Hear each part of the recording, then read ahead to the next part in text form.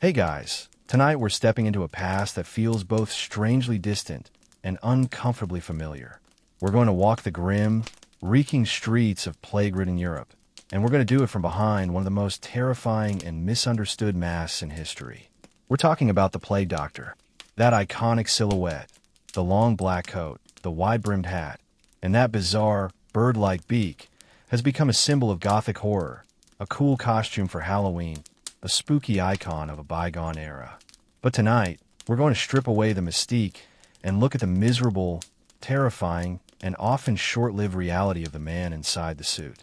This wasn't a heroic calling.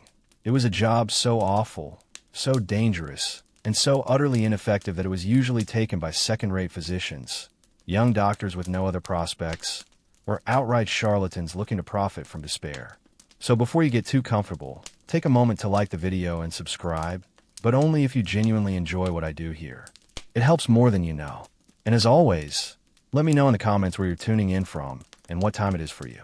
It's always fascinating to see who's joining us from around the world as we drift back in time. Now, dim the lights, maybe turn on a fan for that soft background hum, and let's ease into tonight's journey together. Forget the heroic physician. We're about to meet the 17th century equivalent of a man sent to fix a nuclear reactor with a wooden stick. When you picture a plague doctor, the first thing that comes to mind is the costume. It's dramatic, it's theatrical, and it looks like something straight out of a dark fantasy film. But this wasn't a fashion statement. It was, in theory, the 17th century equivalent of a hazmat suit, designed by a French physician named Charles Delorme. Every piece of this grim ensemble had a purpose, even if that purpose was based on completely flawed medical theories and ultimately offered about as much real protection as a paper umbrella in a hurricane. Let's start with the centerpiece, the star of the show, the mask. That long, bird-like beak, extending about 6 inches from the face, wasn't for pecking or for show. It was a primitive gas mask, a personal, portable air filter stuffed with what can only be described as the world's worst potpourri. The beak was filled with aromatic herbs, spices, and dried flowers. Things like mint, cloves, camphor, myrrh, and rose petals. The prevailing medical theory at the time was the miasma theory, which held that diseases like the plague were spread by bad air or noxious smells rising from swamps, corpses, and general filth. The thinking went, if disease travels on a smell, then a stronger, more pleasant smell could act as a shield. So the beak, packed with fragrant herbs, was supposed to create a protective bubble of good-smelling air for the doctor to breathe, warding off the invisible evil. Imagine the sensory experience of wearing this thing for 12 hours a day. The claustrophobia would be immediate. Your entire world is viewed through 2 small, glass portholes that would fog up with every panic breath. The sound of your own breathing becomes a constant, muffled echo in your ears. And the smell, that relentless, cloying sweetness of the herbs, which might have been pleasant for the first 5 minutes, would soon become nauseating. After hours of being mixed with the doctor's own sweat and stale breath, the therapeutic aroma would transform into a sickening, recycled sweetness. It was less like a field of flowers and more like a car air freshener left on a hot dashboard for a decade. Then there was the coat. It was a long, heavy overcoat, typically made of waxed leather or canvas, stretching from the neck down to the ankles. The idea here was to create a barrier between the doctor's skin and the miasma. The wax coating was supposed to make it impervious, repelling the bad air and any other unfortunate fluids it might come into contact with. But let's be practical. This was a heavy, non-breathable, full-body leather envelope. The moment you put it on, you begin to sweat, and that sweat would have nowhere to go. It would pool and trickle, turning the inside of the suit into a personal, portable swamp. The leather itself, constantly exposed to sickness and rarely cleaned properly, would have developed its own unique and horrifying odor. Moving in this contraption would have been a chore. The stiff, waxed leather would creak and groan with every step, announcing your presence with the sound of a badly maintained saddle. It was hot, suffocating, and brutally uncomfortable. Imagine wearing a full-length leather trench coat in the middle of summer, without air conditioning, while surrounded by death. It was less a piece of medical equipment and more a personal, portable sauna of despair. Completing the look were leather breeches, gloves, boots, and a wide-brimmed hat, also typically made of leather. The hat was important because it identified him as a doctor, though most people probably didn't need the help. When a figure dressed like a 6-foot-tall crow of death appeared on your street, you generally knew what was happening. The gloves and boots were meant to seal the suit, but this was the 17th century, not a clean room at NASA. Gaps were inevitable. The sense of security they offered was a comforting lie, a thin layer of leather between the doctor and a world teeming with an enemy he couldn't see. And finally, the cane. Every plague doctor carried a long wooden pointer. This wasn't just a fancy walking stick. It was the original social distancing tool. In a world where a simple touch could be a death sentence, the cane created a necessary buffer. It was used to examine patients without actually touching them, to lift their bed sheets, to point to areas of concern, and to poke at their buboes, the swollen, painful lymph nodes that were a hallmark of the bubonic plague. It was also useful for fending off desperate, grieving, or simply furious patients and their families, who weren't always thrilled to see the man whose appearance usually preceded a visit from the gravediggers. The cane was a symbol of his authority, but also of his alienation, a tool that allowed him to interact with humanity while never truly connecting with it. The suit did more than just fail at its primary function. It dehumanized the wearer. Once he donned a costume, he was no longer a person. He was an omen, a specter. This transformation was a double-edged sword. It may have offered a sliver of psychological protection, allowing him to distance himself from the horror he witnessed. But it also meant that he could never receive a single shred of human comfort. He was a walking, talking symbol of the plague itself, feared, shunned, and a harbinger of a miserable end. If you were hoping that the plague doctor's advanced, terrifying costume was matched by an equally advanced set of medical skills, then I have some deeply disappointing news for you. The title doctor was, in this case, more of an optimistic job description than a statement of fact. The treatments they administered were a horrifying cocktail of superstition, bad science, and sheer, panicked guesswork. Their success rate was, to put it mildly, abysmal. A plague doctor curing someone was about as likely as a town crier winning a whispering contest. The cornerstone of their medical practice was based on the theory of humorous, the ancient belief that the body was filled with 4 basic substances: black bile, yellow bile, phlegm, and blood. Good health was a state of perfect balance. Sickness, therefore, was caused by an imbalance, a surplus of one humor that needed to be expelled. The plague, with its dark, swollen buboes, was obviously a case of too much black bile, or bad blood. The solution, in their minds, was simple: get it out. The body was seen as a kind of badly managed plumbing system, and the doctor was the plumber called in to clear a very nasty clog. This led to the most famous and most brutal of their treatments, the lancing of buboes. Let's paint the picture. You are in a dim, stuffy room, slick with fever sweat. The doctor, a terrifying bird-like figure, looms over you. He pulls out a knife, not a delicate, sterilized scalpel, but a crude blade that was likely last used on another dying patient an hour ago. He then slices open the swollen, pus-filled lymph nodes in your groin, neck, or armpits. The idea was to drain the bad humors and release the poison. In reality, this was an excruciatingly painful procedure that introduced a host of new bacteria into an already compromised body. It almost certainly led to secondary infections, septic shock, and a much faster, more agonizing death. It also exposed the doctor to a fresh, aerosolized puff of Yersinia pestis, the bacteria we now know causes the plague, a fact he was blissfully unaware of. If stabbing the sores wasn't your cup of tea, there was always bloodletting. This could be done the old-fashioned way, by opening a vein and letting the excess blood drain into a bowl. Or, for a more organic touch, by using leeches. The doctor would slap a few of these wriggling medical assistants onto the patient and let them suck out the infected blood. Sometimes, for a truly holistic approach, they would apply live frogs or pigeons to the buboes.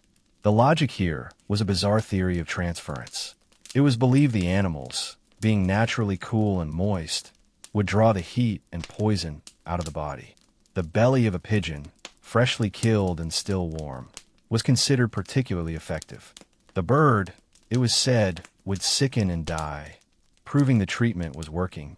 The patient, of course, would also die, but that was just considered an unfortunate coincidence. Then there were the poultices. These were pastes made from a witch's brew of questionable ingredients, slathered onto the buboes in the hope of soothing them or drawing out the disease. Recipes varied from town to town, but they often included things like onion, chopped up snake, figs, honey, and sometimes even dried human excrement, ground into a fine powder. Imagine having a hot, festering sore on your body, and the prescribed treatment is to cover it with a paste of feces and figs. It was less a medical treatment and more a biowarfare experiment conducted on your most sensitive areas. And if none of that worked, there were always the aromatic cures. Believing the plague was caused by bad air, some doctors advised patients to surround themselves with good air. This could mean burning pleasant-smelling incense like juniper or rosemary, or, in a spectacular display of flawed logic, it could mean seeking out even worse smells to drive the plague away. Some physicians genuinely advise people to sit near open sewers or public latrines for hours at a time, believing the powerful stench of waste would fight off the more subtle and deadly miasma of the plague. The plague doctor wasn't a healer. He was a functionary of death. His real job, in many towns, was not to cure people but to count them. He was hired by the city council as an auditor for the apocalypse. His primary tool wasn't a scalpel, but a ledger book. He would sit in the corner of a room, quill scratching, while a family grieved, officially noting the cause of death and adding another name to the ever-growing list. He was also there to witness last wills and testaments, his ominous, masked face being the last official presence many people saw before they died. He was there to validate their final wishes, a grim notary at the edge of the grave. You might think that in a time of overwhelming crisis, a man brave enough to walk into the heart of a plague-ridden city would be hailed as a hero. You would be spectacularly wrong. For the average citizen, the sight of the plague doctor didn't inspire hope. It inspired pure, unadulterated terror. He wasn't a symbol of healing. He was the Grim Reaper's advance scout, a living, breathing omen of doom. His arrival on a street was a public announcement that the pestilence was in your home. Doors would slam shut. Windows would be bolted. People would cross to the other side of the road, clutching perfumed cloths to their faces, whispering prayers, and hoping he wasn't heading for their address. Children were hurried inside. To see the beaked mask pointed in your direction was to know that your world was about to shrink to the size of sickbed, followed shortly by a coffin. In a deeply religious and superstitious age, the doctor wasn't just a medical failure. He was often seen as something unnatural, even sinister. The plague was widely considered a divine punishment, an act of God's wrath. So who was this strange man in a demonic bird costume, meddling in God's work? Was he trying to thwart the divine plan? Or was he an agent of it? A demon sent to collect the souls of the damned? As a result, the plague doctor lived in a state of perpetual isolation. When a town hired one, it was often with a strict contractual agreement that he would live in quarantine, separated from the general public. He was given a designated house on the edge of town, a place everyone else knew to avoid. Food would be left on his doorstep. He couldn't go to the market, he couldn't attend church, and he certainly couldn't drop by the local tavern for a pint after a long day of lancing buboes. During his off hours, he was trapped with his own thoughts, the silence of his lonely room filled only by the echoes of the day's horrors. The paranoia must have been suffocating. Every cough, every sneeze, every slight ache would have sent a jolt of terror through him. This animosity could easily spill over into violence. Desperate citizens, convinced the doctor was either incompetent or actively spreading the disease, might attack him, throw stones at him, or chase him out of town. He was an easy scapegoat for the collective grief and anger of a populace that felt utterly powerless. When prayers didn't work and your loved ones were dying in agony, blaming the weird bird man with a stick felt like the only thing you could do. And who were these men who signed up for such a thankless job? They were almost never the top-tier physicians. The best doctors, those with wealthy patrons and established practices, would have packed their bags and fled to their country estates at the first sign of an outbreak. The role of plague doctor was usually filled by a few distinct types of people.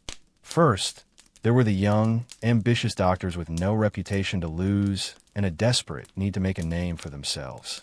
They saw it as a high-risk, high-reward career move, a chance to gain experience that no sane person would want. Second, there were the failed physicians, men who couldn't cut it in regular practice and saw this as their only option for employment. And third, and perhaps most dangerously, there were the charlatans. These were con artists who had no medical training whatsoever, but saw a golden opportunity. They would roll into a panicked town, waving fake credentials, and begin selling miracle plague cures, bottles of worthless colored water, useless amulets, or fake blessed relics, for exorbitant prices. They would prey on the desperation of grieving families, bleed them dry of their savings, and then skip town before the full extent of their fraud was discovered. These men did more than anyone to poison the public's perception of the profession. If a doctor had a family, they were often forced to send them far away to live with relatives in the countryside. If they were lucky, he took on the job to save them, but the cost was becoming a complete ghost in their lives. He was a man without a community, shunned by the healthy, feared by the sick, and often despised for his own perceived failures. He walked a lonely, miserable path through a world that wished he didn't exist. For all the waxed leather, the beak full of herbs, and the careful prodding with a 6-foot cane, the plague doctor's single greatest occupational hazard was, unsurprisingly, the plague itself. The suit was a theory, a prayer crafted from leather and linen, but the disease was a brutal, biological reality. And in the contest between 17th century medical theory and Yersinia pestis, the bacteria almost always won. The mortality rate for plague doctors was astonishingly high. Many records show towns going through several doctors in a single outbreak, each one succumbing to the very illness he was hired to combat. The job was often a death sentence, just one with a salary attached and a fancy costume. The high pay was meaningless when there was nowhere to spend it, and a high probability you wouldn't live long enough to collect it. Imagine the psychological terror of that reality.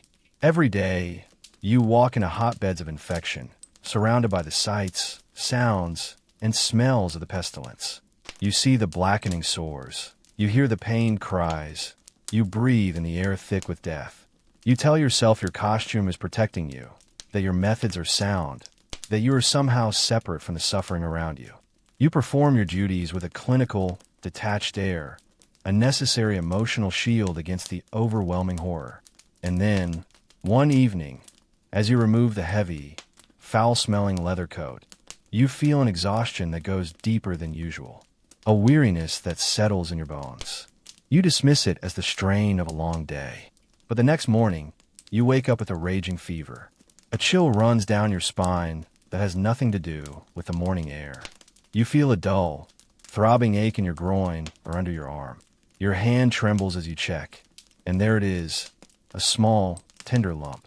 The bubo, the telltale sign that your defenses have failed, that the miasma has found a crack in your armor, that the disease you've been fighting has finally claimed you as its own. In that moment, a unique and terrible form of torture begins. The doctor's medical knowledge, limited as it was, now becomes a curse. He knows exactly what's coming. He has seen it 1,000 times. He can chart his own demise with a chilling clinical precision. He knows the bubo will swell and blacken, becoming excruciatingly painful. He knows about the septicemic form, where the bacteria floods the bloodstream, causing skin to die and turn black, giving the Black Death its name. He knows about the mnemonic form, the terrifying possibility that he'll begin coughing up blood as the infection consumes his lungs. His expertise is no longer a tool. It's a script for his own final, agonizing act. What happens then? Who treats the plague doctor? The answer, most often, was no one. The doctor, now a patient, was subject to the same fate as everyone else he had seen die. He would be confined to his quarantined home, completely and utterly alone. There would be no colleague to try out the latest frog-based poultice on him. There would be no one to lance his buboes or offer a comforting, if useless, word. His professional knowledge was now just a cruel catalog of the horrors that awaited him. The isolation he experienced in his professional life became absolute in his final days. The very people who once feared his arrival now simply forgot him. He was just another number to be added to the death toll, a toll he may have been keeping himself just days earlier. The iconic suit, hanging on a peg in the corner of his room, now seemed like a mockery. The beaked mask stared back at him with its empty glass eyes, a silent testament to the futility of his efforts. As delirium set in, he might have been haunted by visions of his patients, their faces blurring together, or perhaps by the image of his own beaked mask, pecking at him in his fevered dreams. Some plague doctors, upon realizing they were infected, were said to have conducted their own grim experiments on themselves, desperately trying the cures they had administered to others, hoping for a different result. They would document their own decline in their ledger until their hand grew too weak to hold a pen. It was the final, tragic act of a man of science, even flawed science, facing his own demise. He died not as a doctor, but as just another victim, another body for the cart, his brief, miserable career ending in the most predictable way imaginable. His body might not be discovered for days, until a city official, noticing his absence, would cautiously unbolt the door to find the lonely room, the useless suit, and the final, silent patient.